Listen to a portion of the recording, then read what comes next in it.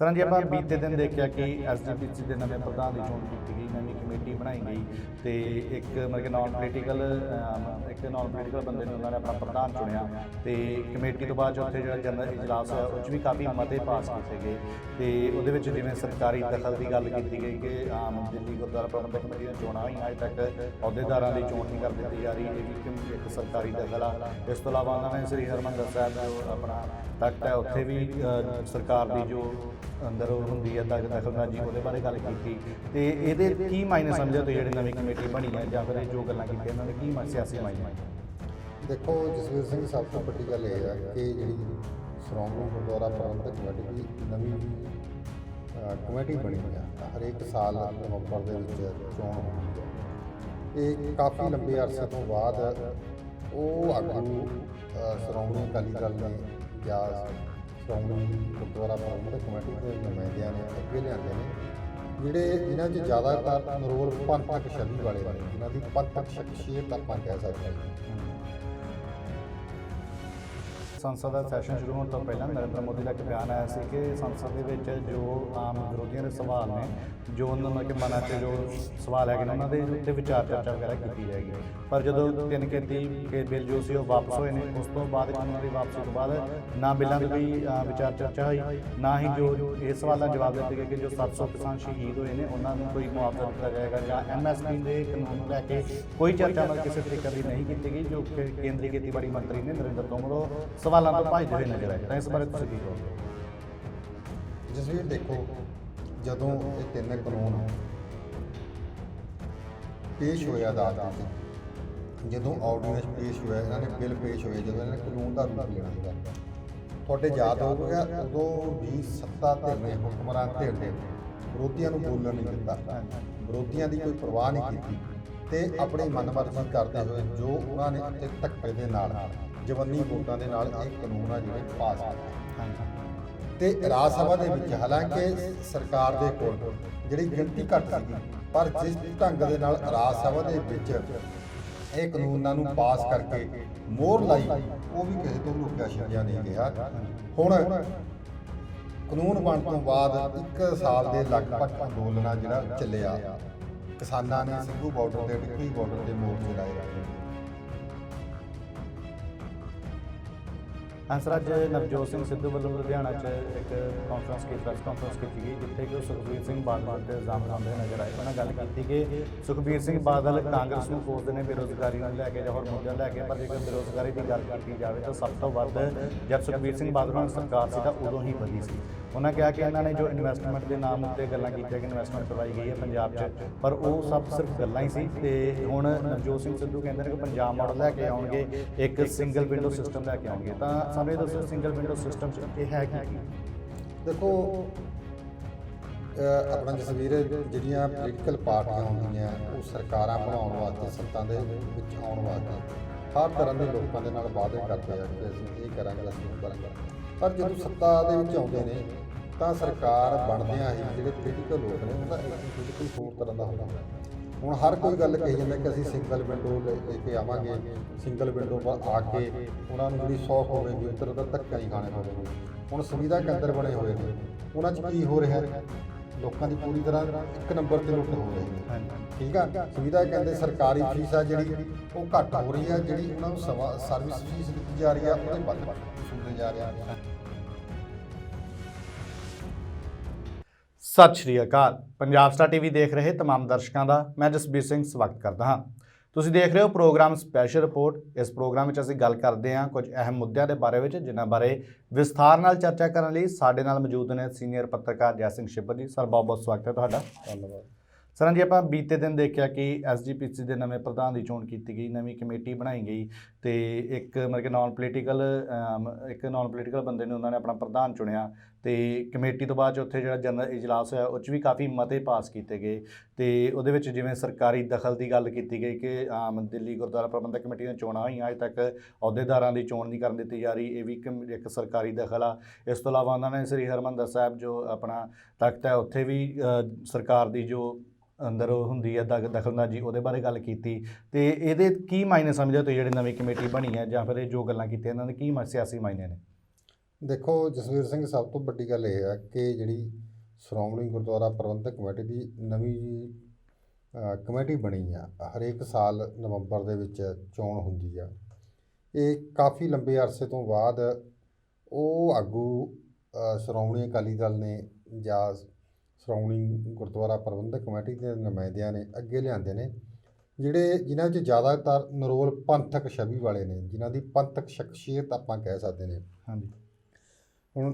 ਪਹਿਲਾਂ ਕੀ ਹੁੰਦਾ ਸੀ ਕਿ ਕਿਤੇ ਨਾ ਕਿਤੇ ਉਹ ਲੋਕ ਸ਼੍ਰੋਮਣੀ ਗੁਰਦੁਆਰਾ ਪ੍ਰਬੰਧਕ ਕਮੇਟੀ ਦੇ ਪ੍ਰਧਾਨ ਬਣਦੇ ਰਹੇ ਜਿਹੜੇ ਸਿਆਸੀ ਤੌਰ 'ਤੇ ਜ਼ਿਆਦਾ ਸਰਗਰਮ ਰਹੇ ਨੇ, ਜਿਨ੍ਹਾਂ ਦੀ ਅਕਾਲੀ ਦਲ ਦੇ ਵਿੱਚ ਸਰਗਰਮੀ ਦੇ ਨਾਲ ਉਹਨਾਂ ਨੇ ਆਪਣੀ ਭੂਮਿਕਾ ਅਦਾ ਕੀਤੀ ਆ। ਪਰ ਹੁਣ ਜਿਵੇਂ ਕਿ ਹਰਜਿੰਦਰ ਸਿੰਘ ਧਾਮੀ ਹੋਰਾਂ ਨੂੰ ਇੱਥੇ ਪ੍ਰਧਾਨ ਬਣਾਇਆ ਗਿਆ ਅਤੇ ਕਰਨੈਲ ਸਿੰਘ ਪੰਜੋਲੀ ਨੂੰ ਜਨਰਲ ਸਕੱਤਰ ਲਾਇਆ ਹੈ, ਪ੍ਰਿੰਸੀਪਲ ਸੁਰਿੰਦਰ ਸਿੰਘ ਹੋਰੀ ਜਿਹੜੇ ਜੂਨੀਅਰ ਮੀਤ ਪ੍ਰਧਾਨ ਬਣਾਏ ਗਏ ਨੇ। ਇੱਦਾਂ ਹੀ ਰਘੂਜੀਤ ਬਿਰਕ, ਚਲੋ ਪਹਿਲਾਂ ਚਾਹੇ ਉਹ ਪਹਿਲਾਂ ਦੀ ਕਮੇਟੀ ਵਿੱਚ ਵੀ ਸ਼ਾਮਲ ਸੀ, ਅਤੇ ਹੁਣ ਵੀ ਕੁਝ ਬੰਦੇ ਅਜਿਹੇ ਜਿਹੜੇ ਆਗੂ ਨੇ ਉਹਨਾਂ ਨੂੰ ਕਮੇਟੀ ਦੇ ਵਿੱਚ ਸ਼ਾਮਲ ਕੀਤਾ ਗਿਆ, ਜਿਹੜੇ ਕਿ ਨਰੋਲ ਜਿਨ੍ਹਾਂ ਦੀ ਛਵੀ ਆ ਉਹ ਪੰਥਕ ਆ। ਇਹ ਕਿਤੇ ਨਾ ਕਿਤੇ ਸ਼੍ਰੋਮਣੀ ਅਕਾਲੀ ਦਲ ਦੇ ਪ੍ਰਧਾਨ ਸੁਖਬੀਰ ਸਿੰਘ ਬਾਦਲ ਹੋਰਾਂ ਨੇ ਤਾਂ ਸਮੁੱਚੀ ਜਿਹੜੀ ਲੀਡਰਸ਼ਿਪ ਆ ਉਹਨਾਂ ਨੇ ਜਿਹੜਾ ਫੈਸਲਾ ਕੀਤਾ, ਇਹ ਮੈਂ ਸਮਝਦਾ ਕਿ ਜਿਹੜੀਆਂ ਆਉਣ ਵਾਲੀਆਂ 2022 ਦੀਆਂ ਚੋਣਾਂ, ਜਿਨ੍ਹਾਂ ਨੂੰ ਕੁਝ ਕੁ ਮਹੀਨੇ ਹੁਣ ਜਾਣੀ ਕਿ 1.5-2 ਮਹੀਨੇ ਦਾ ਸਮਾਂ ਪਿੱਛੇ ਰਹਿ ਗਿਆ, ਉਹ ਚੋਣਾਂ ਨੂੰ ਸਾਰਾ ਸਮੀਕਰਨ ਨੂੰ ਧਿਆਨ ਵਿੱਚ ਰੱਖਦੇ ਹੋਏ ਇਹ ਨਵੇਂ ਜਿਹੜੇ ਆਗੂ ਨੇ, ਪੰਥਕ ਆਗੂ ਨੇ, ਉਹਨਾਂ ਨੂੰ ਇਹ ਮੌਕਾ ਦਿੱਤਾ ਹੈ। ਇਹ ਪਹਿਲੀ ਵਾਰੀ ਹੋਇਆ ਕਿ ਉਹ ਆਗੂ ਜਿਹੜੇ ਕਿ ਸਿੱਖ ਸੰਪਰਦਾਵਾਂ ਦੇ ਵਿੱਚ ਵੀ ਪੂਰੀ ਆਪਣਾ ਉਹਨਾਂ ਦਾ ਜਿਹੜਾ ਰੁਤਬਾ ਬਣਿਆ ਹੋਇਆ, ਜਿਹੜੀਆਂ ਵੱਖ-ਵੱਖ ਸਿੱਖ ਸੰਪਰਦਾਵਾਂ ਹੋ ਗਈਆਂ, ਪੰਥਕ ਹਲਕੇ ਹੋ ਗਏ, ਖਾਸ ਕਰਕੇ ਜਿਨ੍ਹਾਂ ਨੂੰ ਆਪਾਂ ਗਰਮ ਖਿਆਲੀ ਧਿਰਾਂ ਕਹਿੰਦੇ ਨੇ, ਉਹਨਾਂ ਦੇ ਵਿੱਚ ਵੀ ਇਹਨਾਂ ਜਿਹੜੇ ਆਗੂ ਨੇ ਉਹਨਾਂ ਦਾ ਪੂਰਾ ਰੁਤਬਾ ਹੈ। ਜਦੋਂ ਪੰਜਾਬ ਦੇ ਵਿੱਚ ਕਾਲਾ ਦੌਰ ਚੱਲਿਆ, ਉਦੋਂ ਪੁਲਿਸ ਨੇ ਜਿਹੜੇ ਘਰਾਂ ਦੇ ਵਿੱਚ ਚੁੱਕ ਕੇ ਨੌਜਵਾਨਾਂ ਨੂੰ ਉਹਨਾਂ 'ਤੇ ਤਸ਼ੱਦਦ ਕੀਤਾ, 68 ਡਿਗਰੀ ਤਸ਼ੱਦਦ ਕੀਤਾ ਗਿਆ ਅਤੇ ਉਹਨਾਂ ਪਰ ਘੋਰ ਮਤਲਬ ਜ਼ੁਲਮ ਕੀਤੇ, ਤਾਂ ਹਰਜਿੰਦਰ ਸਿੰਘ ਧਾਮੀ ਹੋਏ ਉਹਨਾਂ ਪਰਿਵਾਰਾਂ ਵਾਸਤੇ ਇੱਕ ਢਾਲ ਬਣ ਕੇ ਖੜ੍ਹੇ ਨੇ। ਉਹਨਾਂ ਦੇ ਪਰਿਵਾਰਾਂ ਦੀ ਉਹਨਾਂ ਨੇ ਮਦਦ ਕੀਤੀ ਆ। ਕਿਤੇ ਨਾ ਕਿਤੇ ਜਿਹੜੀ ਉਹ ਸ਼ਖਸੀਅਤ ਨੇ ਜਿਹੜੇ ਕਿ ਪੰਥ ਪ੍ਰਵਾਨਿਤ ਸ਼ਖਸੀਅਤ, ਅਕਾਲੀ ਦਲ ਦੇ ਵਿੱਚ ਵੀ, ਸਿੱਖ ਸੰਪਰਦਾਵਾਂ ਦੇ ਵਿੱਚ ਵੀ, ਅਕਾਲੀ ਦਲ ਦੇ ਵਿੱਚ ਜਿਹੜੀਆਂ ਦੂਜੀਆਂ ਗਰਮ ਖਿਆਲੀ ਜਥੇਬੰਦੀਆਂ ਉਹਨਾਂ ਦੇ ਵਿੱਚ ਪੂਰਾ ਉਹਨਾਂ ਦਾ ਮਾਣ ਸਨਮਾਨ ਹੈ। ਇੱਦਾਂ ਹੀ ਆਪਣੇ ਜਿਹੜੇ ਕਰਨੈਲ ਸਿੰਘ ਪੰਜੋਲੀ ਨੇ, ਉਹ ਲੰਬਾ ਸਮਾਂ ਜਥੇਦਾਰ ਗੁਰਚਰਨ ਸਿੰਘ ਟੌੜਾ ਹੋਰਾਂ ਦੇ ਨਾਲ ਰਹੇ ਨੇ। ਜਥੇਦਾਰ ਗੁਰਚਰਨ ਸਿੰਘ ਟੌੜਾ ਦੇ ਜਿਹੜੀ ਉਹਨਾਂ ਦੀ ਕਾਰਜਸ਼ੈਲੀ ਰਹੀ ਆ ਜਾਂ ਉਹਨਾਂ ਦੇ ਕੰਮ ਕਰਨ ਦਾ ਜਿਹੜਾ ਤੌਰ ਤਰੀਕਾ ਹੈ, ਉਹਨਾਂ ਦਾ ਜਿਹੜਾ ਪੰਜੋਲੀ ਸਾਹਿਬ ਦੇ ਉੱਤੇ ਕਾਫੀ ਪ੍ਰਭਾਵ ਰਿਹਾ ਅਤੇ ਉਹ ਲੰਬੇ ਸਮੇਂ ਤੋਂ ਪੰਥਕ ਮੁੱਦਿਆਂ ਦੇ ਉੱਪਰ ਬੇਬਾਕੀ ਨਾਲ ਬੋਲਦੇ ਰਹੇ ਨੇ।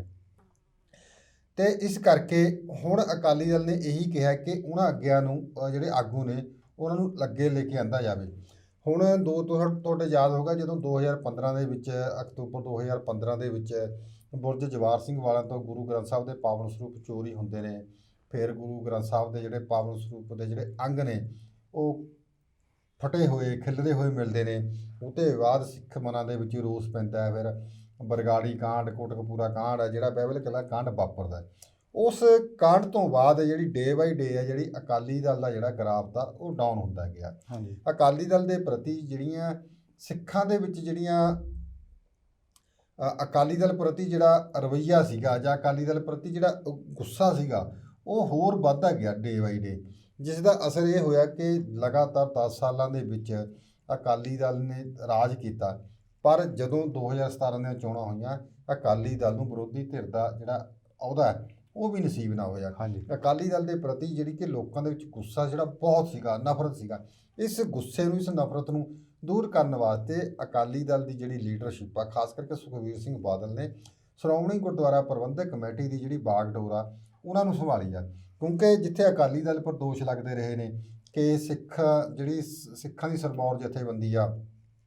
ਉਹਦੇ ਵਿੱਚ ਜਿਹੜਾ ਬਾਦਲ ਪਰਿਵਾਰ ਆ ਸਿੱਧੀ ਦਖਲਅੰਦਾਜ਼ੀ ਕਰਦਾ ਹੈ, ਉੱਥੇ ਕਈ ਤਰ੍ਹਾਂ ਦੇ ਜਿਹੜੇ ਦੋਸ਼ ਆ ਵੀ ਸ਼੍ਰੋਮਣੀ ਗੁਰਦੁਆਰਾ ਪ੍ਰਬੰਧਕ ਕਮੇਟੀ ਪਰ ਲੱਗਦੇ ਰਹੇ ਆ, ਗੋਲਖ ਦੀ ਦੁਰਵਰਤੋਂ ਦੇ ਵੀ ਦੋਸ਼ ਲੱਗਦੇ ਰਹੇ ਆ, ਜਾਂ ਜਿਹੜੀਆਂ ਸਿੱਖ ਗੁਰਦੁਆਰੇ ਨੇ ਉਹਨਾਂ ਦੇ ਵਿੱਚ ਜਿਹੜੀ ਸੇਵਾ ਸੰਭਾਲ ਆ ਜਾਂ ਜਿਹੜੀ ਉਹਨਾਂ ਦੀ ਮਾਨ ਮਰਿਆਦਾ ਉਹਨਾਂ ਨੂੰ ਠੇਸ ਪਹੁੰਚਣ ਦੀਆਂ ਤਰ੍ਹਾਂ ਦੇ ਜਿਹੜੀਆਂ ਕੁਝ ਜਥੇਬੰਦੀ ਦੇ ਆਗੂ ਆ ਜਿਹੜੀਆਂ ਜਾਂ ਸਿੱਖ ਸੰਪਰਦਾਵਾਂ ਉਹ ਦੋਸ਼ ਲਾਉਂਦੀਆਂ ਰਹੀਆਂ। ਹੁਣ ਅਕਾਲੀ ਦਲ ਦੇ ਪ੍ਰਧਾਨ ਨੇ ਜਾਂ ਲੀਡਰਸ਼ਿਪ ਨੇ ਉਹਨਾਂ ਸਾਰੀਆਂ ਜਿਹੜੀਆਂ ਮਿੱਥਾਂ ਦੀਆਂ ਉਹਨਾਂ ਨੂੰ ਤੋੜਨ ਵਾਸਤੇ ਤੇ ਖਾਸ ਕਰਕੇ ਜਿਹੜੀਆਂ 2022 ਦੀਆਂ ਚੋਣਾਂ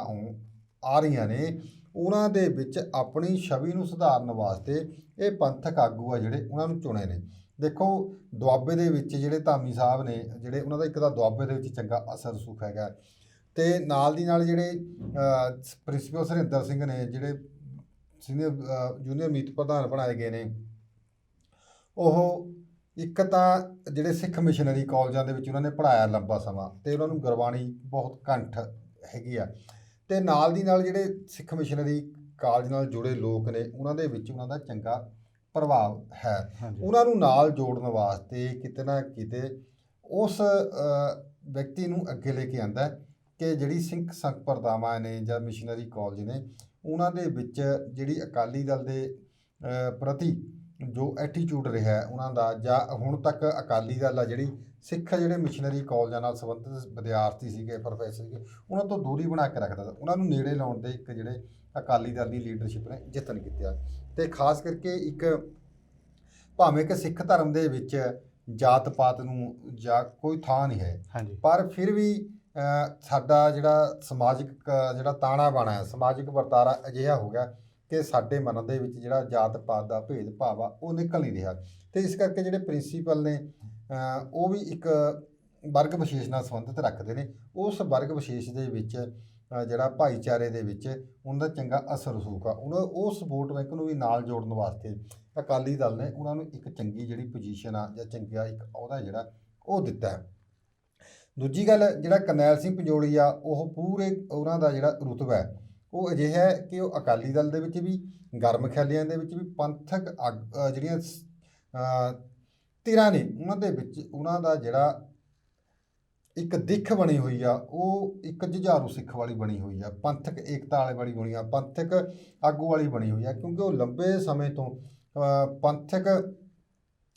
ਜਿਹੜੀਆਂ ਆਪਾਂ ਕਹਿੰਦੇ ਆ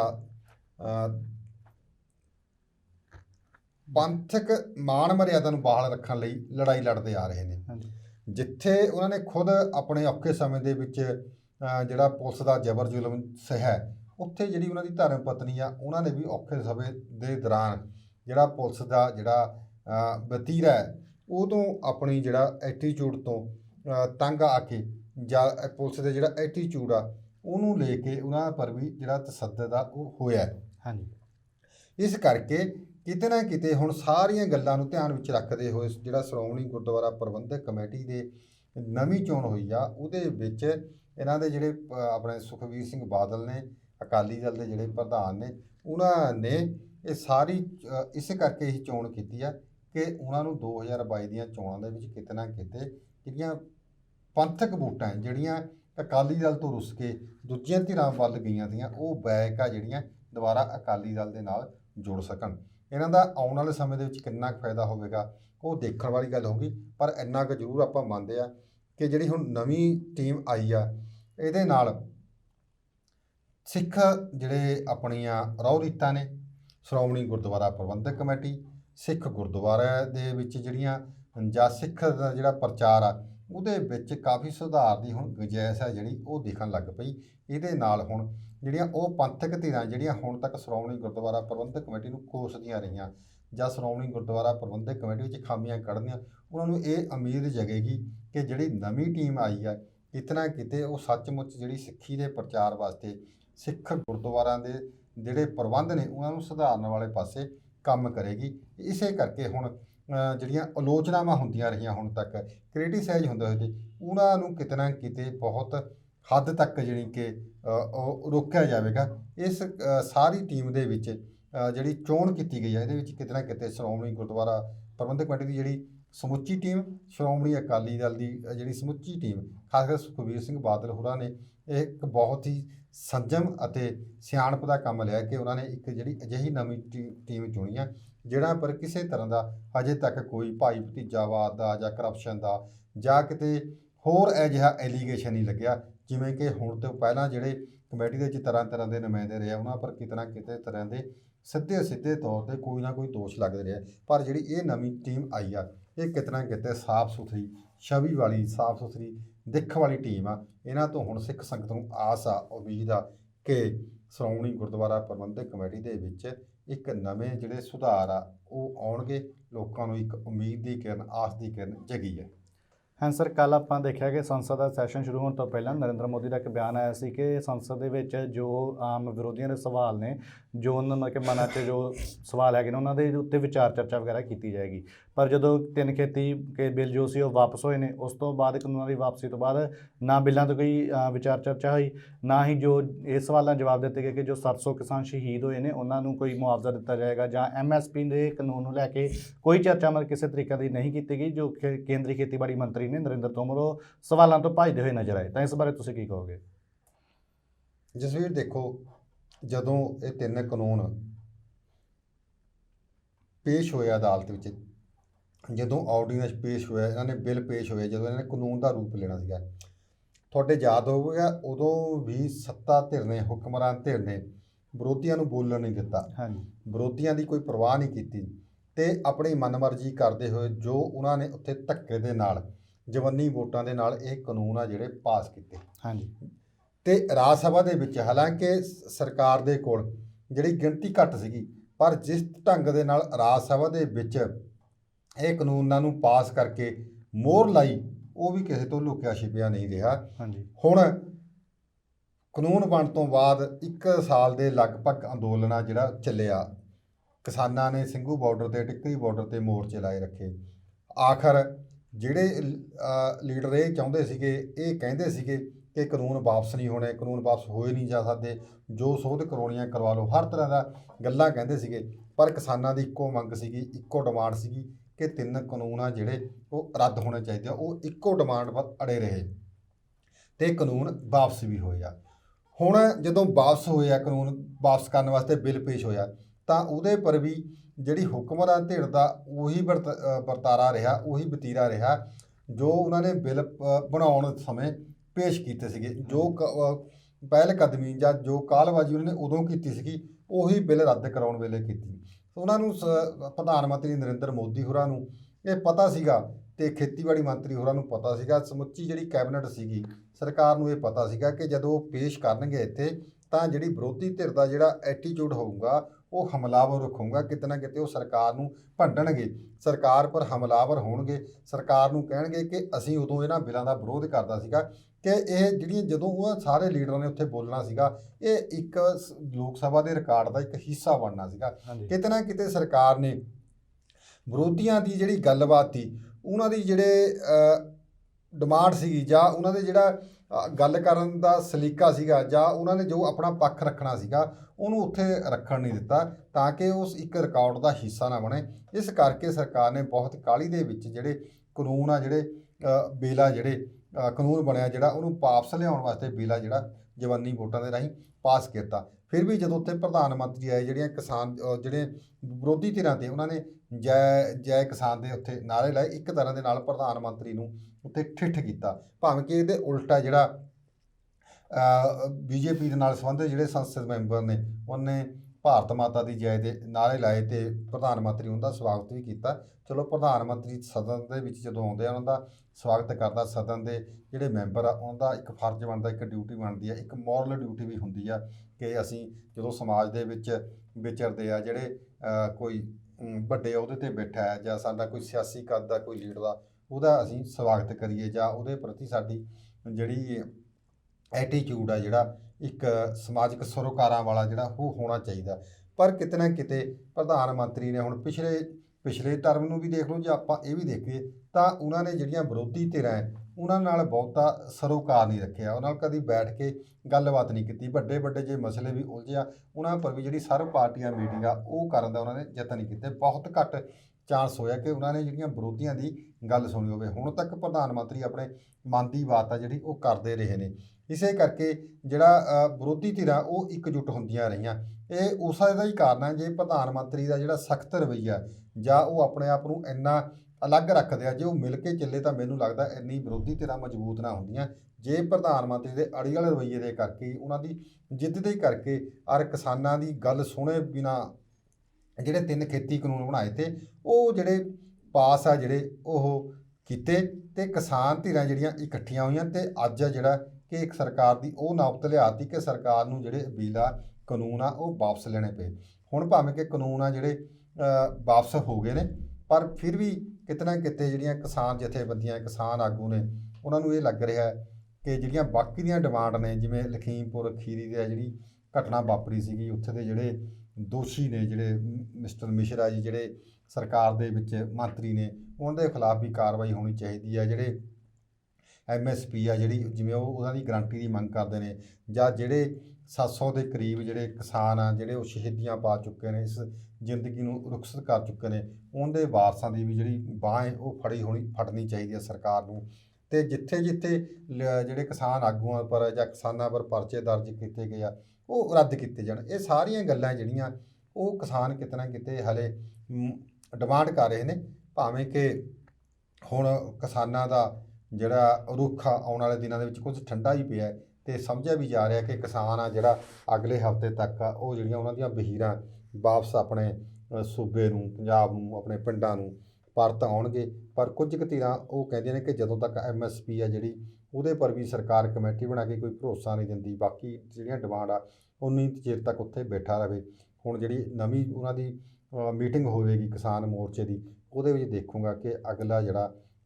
ਆਪਣਾ ਜਿਹੜਾ ਕਿਸਾਨ ਮੋਰਚਾ ਹੈ ਉਹ ਇਸ ਜਿਹੜਾ ਉੱਥੇ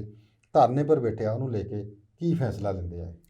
ਹਾਂ ਸਰ, ਅੱਜ ਨਵਜੋਤ ਸਿੰਘ ਸਿੱਧੂ ਵੱਲੋਂ ਲੁਧਿਆਣਾ 'ਚ ਇੱਕ ਪ੍ਰੈਸ ਕਾਨਫਰੰਸ ਕੀਤੀ ਗਈ, ਜਿੱਥੇ ਕਿ ਉਹ ਸੁਖਬੀਰ ਸਿੰਘ ਬਾਦਲ ਦੇ ਉੱਤੇ ਇਲਜ਼ਾਮ ਲਗਾਉਂਦੇ ਨਜ਼ਰ ਆਏ। ਉਹਨਾਂ ਗੱਲ ਕੀਤੀ ਕਿ ਸੁਖਬੀਰ ਸਿੰਘ ਬਾਦਲ ਕਾਂਗਰਸ ਨੂੰ ਕੋਸਦੇ ਨੇ ਬੇਰੁਜ਼ਗਾਰੀ ਨੂੰ ਲੈ ਕੇ ਜਾਂ ਹੋਰ ਮੁੱਦਿਆਂ ਨੂੰ ਲੈ ਕੇ, ਪਰ ਜੇਕਰ ਬੇਰੁਜ਼ਗਾਰੀ ਦੀ ਗੱਲ ਕੀਤੀ ਜਾਵੇ ਤਾਂ ਸਭ ਤੋਂ ਵੱਧ ਜਦ ਸੁਖਬੀਰ ਸਿੰਘ ਬਾਦਲ ਹੋਣੀ ਸਰਕਾਰ ਸੀ ਤਾਂ ਉਦੋਂ ਹੀ ਵਧੀ ਸੀ। ਉਹਨਾਂ ਕਿਹਾ ਕਿ ਇਹਨਾਂ ਨੇ ਜੋ ਇਨਵੈਸਟਮੈਂਟ ਦੇ ਨਾਮ ਉੱਤੇ ਗੱਲਾਂ ਕੀਤੀਆਂ ਕਿ ਇਨਵੈਸਟਮੈਂਟ ਕਰਵਾਈ ਗਈ ਹੈ ਪੰਜਾਬ 'ਚ, ਪਰ ਉਹ ਸਭ ਸਿਰਫ ਗੱਲਾਂ ਹੀ ਸੀ। ਅਤੇ ਹੁਣ ਨਵਜੋਤ ਸਿੰਘ ਸਿੱਧੂ ਕਹਿੰਦੇ ਨੇ ਕਿ ਪੰਜਾਬ ਮਾਡਲ ਲੈ ਕੇ ਆਉਣਗੇ, ਇੱਕ ਸਿੰਗਲ ਵਿੰਡੋ ਸਿਸਟਮ ਲੈ ਕੇ ਆਉਣਗੇ। ਤਾਂ ਸਾਨੂੰ ਇਹ ਦੱਸੋ, ਸਿੰਗਲ ਵਿੰਡੋ ਸਿਸਟਮ 'ਚ ਇਹ ਹੈ ਕੀ ਚੀਜ਼? ਦੇਖੋ, ਆਪਣਾ ਜਸਵੀਰ, ਜਿਹੜੀਆਂ ਪੋਲੀਟੀਕਲ ਪਾਰਟੀਆਂ ਹੁੰਦੀਆਂ ਉਹ ਸਰਕਾਰਾਂ ਬਣਾਉਣ ਵਾਸਤੇ, ਸੱਤਾ ਦੇ ਵਿੱਚ ਆਉਣ ਵਾਸਤੇ ਹਰ ਤਰ੍ਹਾਂ ਦੇ ਲੋਕਾਂ ਦੇ ਨਾਲ ਵਾਅਦੇ ਕਰਦੇ ਆ ਕਿ ਅਸੀਂ ਇਹ ਕਰਾਂਗੇ, ਅਸੀਂ ਉਹ ਕਰਾਂਗੇ। ਪਰ ਜਦੋਂ ਸੱਤਾ ਦੇ ਵਿੱਚ ਆਉਂਦੇ ਨੇ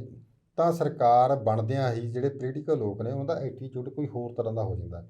ਹੁਣ ਹਰ ਕੋਈ ਗੱਲ ਕਹੀ ਜਾਂਦਾ ਕਿ ਅਸੀਂ ਸਿੰਗਲ ਵਿੰਡੋ ਲੈ ਕੇ ਆਵਾਂਗੇ, ਸਿੰਗਲ ਵਿੰਡੋ ਪਰ ਆ ਕੇ ਉਹਨਾਂ ਨੂੰ ਜਿਹੜੀ ਸੌਖ ਹੋਵੇਗੀ ਉੱਧਰ ਉੱਧਰ ਧੱਕਾ ਨਹੀਂ ਖਾਣੇ ਪਵੇਗੇ। ਹੁਣ ਸੁਵਿਧਾ ਕੇਂਦਰ ਬਣੇ ਹੋਏ ਨੇ, ਉਹਨਾਂ 'ਚ ਕੀ ਹੋ ਰਿਹਾ, ਲੋਕਾਂ ਦੀ ਪੂਰੀ ਤਰ੍ਹਾਂ ਇੱਕ ਨੰਬਰ 'ਚ ਲੁੱਟ ਹੋ ਰਹੀ ਨੇ। ਹਾਂਜੀ, ਠੀਕ ਆ। ਸੁਵਿਧਾ ਕੇਂਦਰ ਸਰਕਾਰੀ ਫੀਸ ਆ ਜਿਹੜੀ ਉਹ ਘੱਟ ਹੋ ਰਹੀ ਆ, ਜਿਹੜੀ ਉਹਨਾਂ ਨੂੰ ਸਰਵਿਸ ਫੀਸ ਦਿੱਤੀ ਜਾ ਰਹੀ ਆ ਉਹਦੇ ਵੱਧ ਵਸੂਲੇ ਜਾ ਰਿਹਾ। ਹਾਂਜੀ, ਇਹ ਮਤਲਬ 100 ਰੁਪਏ ਤੋਂ ਲੈ ਕੇ 2000 ਤੱਕ ਜਿਹੜੀ ਫੀਸ ਆ ਉਹ ਸੁਵਿਧਾ ਫੀਸ ਦੇ ਨਾਮ ਪਰ ਵਸੂਲੀ ਜਾ ਰਹੀ ਆ, ਜਦ ਕਿ ਉਹ ਸਾਰਾ ਜਿਹੜਾ ਕੰਮ ਆ ਜਿਹੜੇ ਸਰਕਾਰੀ DC ਦਫ਼ਤਰਾਂ ਦੇ ਵਿੱਚ ਜਾਂ ਸਰਕਾਰਾਂ ਦੇ ਵਿੱਚ ਜਾਂ SDM ਦਫ਼ਤਰ ਦੇ ਵਿੱਚ ਜਿਹੜੇ ਅਧਿਕਾਰੀ ਬੈਠੇ ਨੇ, ਮੁਲਾਜ਼ਮ ਬੈਠੇ ਨੇ, ਇੰਪਲਾਈ ਨੇ, ਉਹ ਸਾਰਾ ਕੰਮ ਕਰਦੇ ਨੇ। ਸੁਵਿਧਾ ਕੇਂਦਰ ਦੇ ਵਿੱਚ ਤਾਂ ਇੱਕੋ ਫਾਈਲ ਫੜਦੇ ਨੇ, ਫਾਈਲ ਫੜ ਕੇ ਉਹਨੂੰ ਔਨ ਰਿਕਾਰਡ ਕੰਪਿਊਟਰ ਦੇ ਵਿੱਚ ਚੜਾਉਂਦੇ ਨੇ ਅਤੇ ਪਰਚੀ ਕੱਢ ਕੇ ਬੰਦੇ ਨੂੰ ਅੱਗੇ ਨੰਬਰ ਦੇ ਦਿੰਦੇ। ਸਾਰਾ ਕੰਮ ਆ ਜਿਹੜਾ ਉੱਥੋਂ ਤੋਂ ਫਿਰ ਫਾਈਲ ਵਰਕ ਆ ਜਿਹੜਾ ਮੁਲਾਜ਼ਮਾਂ ਨੇ ਕਰਨਾ ਹੁੰਦਾ। ਉਹ ਤੋਂ ਬਾਅਦ ਮੁੜ ਕੇ ਆ ਕੇ ਫਿਰ ਉਹੀ ਦੇਣਾ। ਇੱਕ ਤਰ੍ਹਾਂ ਦਾ ਜਿਹੜਾ ਇੱਕ ਵਿੰਡੋ ਸਿਸਟਮ ਦੀ ਤੁਸੀਂ ਗੱਲ ਕਰਦੇ ਆ, ਉਹ ਉੱਥੇ ਜਾ ਕੇ ਜਿਹੜੀ ਲੋਕਾਂ ਦੀ ਖੱਜਲ ਖੁਆਰੀ ਹੁੰਦੀ ਆ ਉਹ ਉਸ ਤਰ੍ਹਾਂ ਹੀ ਹੋ ਰਹੀ ਆ ਜਿਵੇਂ ਬਾਕੀ ਦਫ਼ਤਰਾਂ ਦੇ ਵਿੱਚ ਹੁੰਦੀ ਆ। ਅਤੇ ਉਲਟਾ ਜਾਣੀ ਕਿ ਸੁਵਿਧਾ ਦੇ ਨਾਮ ਪਰ ਲੋਕਾਂ ਤੋਂ ਜਿਹੜੇ ਕਿ ਪੈਸੇ ਵਸੂਲੇ ਜਾ ਰਹੇ ਨੇ, ਉਹਦਾ ਕੋਈ ਫੰਡਿੰਗ ਨਹੀਂ, ਜਿਹੜਾ ਕੋਈ ਉਹਦਾ ਆਡਿਟ ਨਹੀਂ ਹੋ ਰਿਹਾ। ਉੱਥੋਂ ਜਿਹੜੇ ਪੈਸੇ ਇਕੱਠੇ ਹੁੰਦੇ ਆ ਉਹਦੇ ਵਿੱਚ ਜਿਹੜੇ ਉੱਥੇ ਦੇ ਪ੍ਰਬੰਧਕ ਨੇ, ਚਾਹੇ ਉਹ SDM ਦਫ਼ਤਰ ਹੋਵੇ, ਤਹਿਸੀਲਦਾਰ ਦਫ਼ਤਰ, DC ਦਫ਼ਤਰ ਹੋਵੇ, ਉਹਨਾਂ ਦੇ ਜਿਹੜੇ ਚਲਾਉਣ ਵਾਸਤੇ ਖਰਚ ਨੇ, ਬਿਜਲੀ ਦੇ ਬਿੱਲ ਹੋ ਗਏ, ਹੋਰ ਖਰਚੇ ਨੇ, ਉਹਨਾਂ ਵਿੱਚੋਂ ਹੀ ਕੱਢ ਕੇ ਉੱਥੇ ਖਰਚੇ ਆ ਜਿਹੜੇ ਉਹ ਪੂਰੇ ਕੀਤੇ ਜਾਂਦੇ ਆ। ਉਹਨਾਂ 'ਚੋਂ ਜਿਹੜੇ ਉੱਥੇ ਇੰਪਲਾਈ ਰੱਖੇ ਹੋਏ ਆ ਉਹਨਾਂ ਨੂੰ ਤਨਖਾਹ ਦਿੱਤੀ ਜਾ ਰਹੀ ਆ। ਅਸਲ ਵਿੱਚ ਇਹਦੇ ਵਿੱਚ ਸਿਸਟਮ ਨੂੰ ਸੁਧਾਰਨ ਦੀ ਜ਼ਰੂਰਤ ਕਿਆ ਹੈ? ਜਿਹੜੇ ਤੁਸੀਂ ਸਿੰਗਲ ਵਿੰਡੋ ਦੀ ਗੱਲ ਕਰਦੇ ਆ, ਜੇ ਤੁਸੀਂ ਕੰਪਿਊਟਰਾਈਜ਼ ਦੀ ਗੱਲ ਕਰੀ ਜਾਂਦੇ, ਅਸੀਂ ਸਾਰੇ ਜਣੇ ਇਹ ਰੌਲਾ ਪਾਈ ਜਾਂਦੇ ਕਿ ਅਸੀਂ ਕੰਪਿਊਟਰਾਈਜ਼ਡ ਕਰਤਾ, ਅਸੀਂ ਕੰਪਿਊਟਰਾਈਜ਼ਡ ਕਰਤਾ। ਉੱਥੇ ਜਾ ਕੇ ਕੰਪਿਊਟਰਾਈਜ਼ਡ ਦਾ ਕਰਨ ਦਾ ਮਤਲਬ ਤਾਂ ਇਹ ਹੁੰਦਾ ਕਿ ਮੈਂ ਆਪਣੇ ਘਰ ਬੈਠਾ ਆਪਣੀ ਕੋਈ ਵੀ ਵਿੰਡੋ ਪਰ ਜਾ ਕੇ ਮੇਰੀ ਜਿਹੜੀ ਕੋਈ ਡਿਮਾਂਡ ਆ, ਮੈਂ ਘਰ ਬੈਠ ਕੇ ਉਸ ਵਿੰਡੋ ਪਰ ਉਹਨੂੰ ਅਪਲੋਡ ਕਰ ਦੇਵਾਂ। ਚਾਹੇ ਮੇਰੀ ਕੋਈ ਕੰਪਲੇਂਟ ਹੋਵੇ, ਚਾਹੇ ਮੇਰਾ ਕੋਈ ਦਫ਼ਤਰੀ ਕੰਮ ਹੋਵੇ, ਜਾਂ ਮੈਂ ਕੋਈ ਸਰਕਾਰ ਤੋਂ ਮਨਜ਼ੂਰੀ ਲੈਣੀ ਹੋਵੇ, ਮੈਂ ਉੱਥੇ ਬੈਠ ਕੇ ਅਪਲੋਡ ਕਰਾਂ। ਉਹਦੀ ਜਿਹੜੀ ਭਾਸ਼ਾ ਹੈ ਉਹ ਸਿਖਾਲੀ ਹੋਵੇ, ਜਾਂ ਜਿਹੜਾ ਉੱਥੇ ਅਪਲੋਡ ਕਰਨ ਦਾ ਜਿਹੜਾ ਕੰਮ ਆ ਉਹ ਸਿਖਾਲਾ ਹੋਵੇ। ਉਹ ਤੋਂ ਬਾਅਦ ਉਸ ਬੰਦੇ ਨੂੰ ਪਤਾ ਲੱਗਦਾ ਹੋਵੇ ਕਿ ਅੱਜ ਮੈਂ ਇਹ ਲੋਡ ਕੀਤੇ ਸੀਗੀ ਅਪਲੋਡ, ਅਤੇ ਮੇਰੀ ਜਿਹੜੀ ਫਾਈਲ ਆ ਅੱਜ ਤੁਰ ਪਈ, ਅੱਜ ਕਲਰਕ ਨੇ ਇਹਨੂੰ ਸ਼ੁਰੂ ਕਰਤਾ, ਉਸ ਤੋਂ ਬਾਅਦ ਜੂਨੀਅਰ ਅਸਿਸਟੈਂਟ ਕੋਲ ਗਈ, ਸੀਨੀਅਰ ਅਸਿਸਟੈਂਟ ਕੋਲ ਗਈ, ਸੁਪਰਡੈਂਟ ਕੋਲ ਗਿਆ, ਕਿਹੜੇ ਅਧਿਕਾਰੀ ਪਰ ਕਿਆ ਹੋਇਆ, ਕਿਹਨੇ ਕਿਆ ਰਿਮਾਰਕ ਦਿੱਤਾ, ਕਿਆ ਮੇਰੀ ਘਾਟ ਆ, ਉਸ ਬੰਦੇ ਨੂੰ ਪਤਾ ਹੋਣਾ ਚਾਹੀਦਾ। ਪਰ ਹੋ ਕਿਆ ਰਿਹਾ, ਕਹਿ ਨੂੰ ਅਸੀਂ ਕੰਪਿਊਟਰਾਈਜ਼ਡ ਕੀਤੇ ਹੋਇਆ, ਉੱਥੇ ਕੰਪਿਊਟਰ ਦੇ ਵਿੱਚ ਗੱਲ ਕਰਦੇ ਆ, ਜਿਹੜਾ ਚਾਹੇ ਕੋਈ ਕੰਪਲੇਂਟਡ ਆ, ਚਾਹੇ ਕੋਈ ਹੋਰ ਕੋਈ ਪ੍ਰਤੀਵਾਦੀ ਆ, ਉਹਨੂੰ ਕੁਛ ਨਹੀਂ ਪਤਾ ਲੱਗਦਾ ਕਿ ਮੇਰੀ ਸ਼ਿਕਾਇਤ ਪਰ, ਮੇਰੇ ਕੰਮ ਪਰ, ਮੇਰੀ ਫਾਈਲ ਪਰ ਕਿੱਥੇ ਕਿਆ ਹੋਇਆ। ਉਹ ਉਸ ਤਰ੍ਹਾਂ ਹੀ ਧੱਕੇ ਖਾਈ ਜਾ ਰਿਹਾ। ਕਹਿਣ ਨੂੰ ਅਸੀਂ ਜਿਹੜੀ ਕਿ ਪ੍ਰਸ਼ਾਸਨਿਕ ਸੁਧਾਰਾਂ ਦੀ ਗੱਲ ਕਰਦੇ ਆ, ਸਹੀ ਮਾਇਨੇ 'ਚ ਕੋਈ ਪ੍ਰਸ਼ਾਸਨਿਕ ਸੁਧਾਰ ਨਹੀਂ ਹੋਏ। ਇੱਕ ਕੰਮ ਇੰਨਾ ਕਾ ਬਸ ਵੀ ਜੇ ਅਸੀਂ ਦਫ਼ਤਰ ਦੇ ਵਿੱਚ ਪਹਿਲਾਂ ਕਲਮ ਨਾਲ ਕੰਮ ਕਰਦੇ ਤੇ, ਕਾਗਜ਼ਾਂ ਪਰ ਕੰਮ ਕਰਦੇ ਤੇ, ਹੱਥ ਨਾਲ ਕੰਮ ਕਰਦੇ ਤੇ, ਉਹ ਹੁਣ ਦਫ਼ਤਰ ਦੇ ਵਿੱਚ ਕੰਪਿਊਟਰ ਨਾਲ ਕਰਨ ਲੱਗ ਪਏ। ਲੋਕਾਂ ਦੇ ਨਾਲ ਕੋਈ ਬਹੁਤਾ ਤਲੋਕਾਤ ਨਹੀਂ, ਲੋਕਾਂ ਦਾ ਕੋਈ ਬਹੁਤਾ ਜਿਹੜੀ ਕਿ ਕੰਮ ਸਿਖਾਲਾ ਨਹੀਂ ਹੋਇਆ। ਜੇ ਕੰਮ ਸਿਖਾਲਾ ਕਰਨਾ, ਸਾਨੂੰ ਅਜਿਹੀਆਂ ਵਿੰਡੋਆਂ ਜਾਂ ਅਜਿਹੀਆਂ ਜਿਹੜੀਆਂ ਆਪਾਂ ਕਹਿੰਦਾ ਐਪਸ ਬਣਾਉਣੀਆਂ ਚਾਹੀਦੀਆਂ, ਜਿਹਦੇ ਨਾਲ ਘਰ ਬੈਠਾ ਬੰਦਾ ਜਾਂ ਮੈਂ ਆਪਣੇ ਮੋਬਾਈਲ ਤੋਂ ਜਾਂ ਆਪਣੇ ਘਰ ਤੋਂ ਮੈਂ ਆਪਣੀ ਕੋਈ ਸ਼ਿਕਾਇਤ ਲਿਖਾਂ, ਕੋਈ ਕੰਮ ਕਰਾਂ ਤੇ ਉਹਦੇ ਵਿੱਚ ਮੈਂ ਅਪਲੋਡ ਕਰ ਦੇਵਾਂ ਤੇ ਮੈਨੂੰ ਪਤਾ ਲੱਗ ਜਾਵੇ ਕਿ ਇਹ ਮੇਰੀ ਫਾਈਲ ਅੱਗੇ ਕਿ ਤੁਰਦੀ ਜਾ ਰਹੀ ਆ। ਅੱਜ ਵੀ ਲੋਕ ਆ ਜਿਹੜੇ ਉਲਝੇ ਦੇ ਫਿਰੀ ਜਾ ਰਹੇ ਨੇ, ਕੋਈ ਕਿਤੇ ਜਾ ਰਿਹਾ, ਕੋਈ ਕਿਤੇ ਜਾ ਰਿਹਾ। ਵੋਟਾਂ ਦੇ ਨੇੜੇ ਜਾ ਕੇ ਬਹੁਤ ਤਰ੍ਹਾਂ ਦੀਆਂ ਗੱਲਾਂ ਕਰਦੇ ਨੇ। ਅੱਜ ਦੇਖੋ ਕੋਈ ਕਹਿੰਦਾ ਜੀ ਅਸੀਂ 1 ਲੱਖ ਰੁਪਇਆ ਦੇਵਾਂਗੇ, ਕੋਈ ਕਹਿੰਦਾ 1 ਕਰੋੜ ਰੁਪਇਆ ਦੇਵਾਂਗੇ, ਕੋਈ ਕਹਿੰਦਾ ਅਸੀਂ ਕੱਚੇ ਘਰਾਂ ਨੂੰ ਪੱਕੇ ਘਰ ਦੇਵਾਂਗੇ, ਕੱਚੇ ਵਾਲਿਆਂ ਨੂੰ ਕੋਈ ਕਹਿੰਦਾ ਅਸੀਂ 5 ਮਰਲੇ ਦਾ ਪਲਾਟ ਦੇਵਾਂਗੇ। ਜਦੋਂ ਸਰਕਾਰਾਂ ਬਣ ਜਾਂਦੀਆਂ ਉਦੋਂ ਇਹ ਸਾਰਾ ਕੁਝ ਭੁੱਲ ਜਾਂਦੇ ਨੇ। ਪਿਛਲੀ ਸਰਕਾਰਾਂ ਨੇ ਵੀ ਕੱਚੇ ਮੁਲਾਜ਼ਮਾਂ ਨੂੰ ਪੱਕੇ ਕਰਨ ਦੀਆਂ ਮੰਗਾਂ ਕੀਤੀਆਂ, ਰੁਜ਼ਗਾਰ ਦੇਣ ਦੀ ਗੱਲ ਕਰਿਆ, ਹੋਣ ਵਾਲੇ ਵੀ ਕਰ ਰਹੇ ਨੇ। ਜਿਹੜੇ ਅੱਗੇ ਨੂੰ ਉੱਤਰ ਘਾਟੋਂ ਜਿਹੜਾ ਦੀ ਗੱਲ ਕਰਦੇ ਨੇ ਵੀ ਸਾਨੂੰ ਦੁਬਾਰਾ ਸੱਤਾ ਮਿਲ ਜੂਵੇ, ਉਹ ਫਿਰ ਉਹੀ ਗੱਲਾਂ ਕਰੀ ਜਾ ਰਹੇ ਨੇ। ਇਸ ਕਰਕੇ ਪੰਜਾਬ ਦੇ ਲੋਕਾਂ ਨੂੰ, ਵੋਟਰਾਂ ਨੂੰ, ਨੌਜਵਾਨਾਂ ਨੂੰ ਅਜਿਹੀ ਲੀਡਰਸ਼ਿਪ ਚੁਣਨੀ ਚਾਹੀਦੀ ਹੈ ਜਿਹੜੀ ਸੱਚਮੁੱਚ ਪੰਜਾਬ ਦੇ ਵਾਸਤੇ ਫਿਕਰਮੰਦ ਹੋਵੇ, ਜਿਹਨੂੰ ਪੰਜਾਬ ਦੀ ਚਿੰਤਾ ਹੋਵੇ। ਸਾਨੂੰ ਇਹ ਗੱਲ ਕਹਿ ਦੇਣੀ ਚਾਹੀਦੀ ਹੈ ਕਿ ਸਾਨੂੰ ਮੁੱਤ ਦੀ ਕੋਈ ਚੀਜ਼ ਨਹੀਂ ਚਾਹੀਦੀ। ਸਾਨੂੰ ਜਿਹੜਾ ਐਜੂਕੇਸ਼ਨ ਸਿਸਟਮ ਆ ਜਾਂ ਹੈਲਥ ਸਿਸਟਮ ਆ ਜਾਂ ਪੰਜਾਬ ਨੂੰ ਵਿਕਾਸ ਦੇ ਲੀਹਾਂ ਪਰ ਲਿਜਾਣ ਵਾਲੀ ਲੀਡਰਸ਼ਿਪ ਆ, ਉਹਦੀ ਅੱਜ ਜ਼ਰੂਰਤ ਆ। ਜਿਹੜੇ ਆ ਕੇ ਕਹਿ ਰਹੇ ਨੇ ਕਿ ਅਸੀਂ ਇਹ ਕਰ ਦਾਂਗੇ, ਅਸੀਂ ਉਹ ਕਰ ਦਾਂਗੇ, ਕੁਝ ਨਹੀਂ ਹੋਣਾ। ਉਹ ਤਾਂ ਇੱਕ ਗੱਲ ਇਹ ਹੈ ਕਿ ਜਿਹੜੀਆਂ ਭੇਡਾਂ ਨੇ ਉਹਨਾਂ ਦੀ ਉਤਰਨੀ ਆ, ਫਿਰ ਉਹਨਾਂ ਦੀ ਉਹਨੂੰ ਉਤਾਰ ਕੇ ਕੰਬਲ ਬਣਾ ਕੇ ਉਹਨਾਂ ਬਾਰੇ ਦਿੱਤੇ ਜਾਣੇ ਆ। ਇਹ ਲੋਕਾਂ ਨੂੰ ਗੱਲ ਸਮਝ ਲੈਣੀ ਚਾਹੀਦੀ ਹੈ। ਹਾਂ ਸਰ, ਬਹੁਤ ਬਹੁਤ ਧੰਨਵਾਦ ਤੁਹਾਡਾ ਅੱਜ ਸਾਡੇ ਨਾਲ ਇਸ ਪ੍ਰੋਗਰਾਮ ਦੇ ਵਿੱਚ ਜੁੜਨ ਵਾਸਤੇ। ਸੋ ਫਿਲਹਾਲ ਦੇ ਲਈ ਸਪੈਸ਼ਲ ਰਿਪੋਰਟ ਦੇ ਵਿੱਚ ਇੰਨਾ ਹੀ, ਭਲਕੇ ਮੁੜ ਹਾਜ਼ਰ ਹੋਵਾਂਗੇ। ਤਦ ਤੱਕ ਲਈ ਸਾਨੂੰ ਦਿਓ ਇਜਾਜ਼ਤ। ਧੰਨਵਾਦ।